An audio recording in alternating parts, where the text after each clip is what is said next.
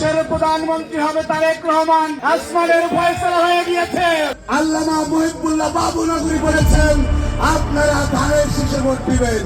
বরগুনা ১ আসনে নির্বাচনী মাঠের উত্তাপ বাড়িয়ে ছাত্রদলের কেন্দ্রীয় সাংগঠনিক সম্পাদক আমানুল্লাহ আমান বলেছেন, আসমানের ফয়সালা হয়ে গেছে, তারেক রহমানই আগামীর প্রধানমন্ত্রী। আপনারা যদি অবহেলিত তালতলির প্রকৃত উন্নয়ন চান তবে ধানের শীষ প্রতীকে ভোট দিন।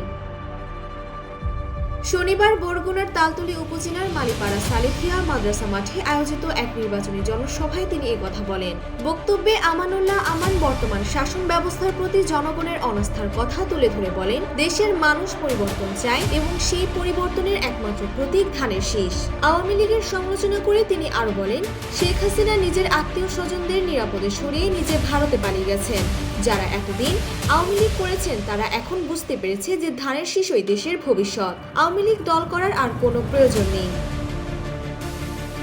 বিএনপি প্রতিহিংসার রাজনীতিতে বিশ্বাসী নয় উল্লেখ করে তিনি বলেন, আমরা সবাইকে নিয়ে দেশ করতে চাই।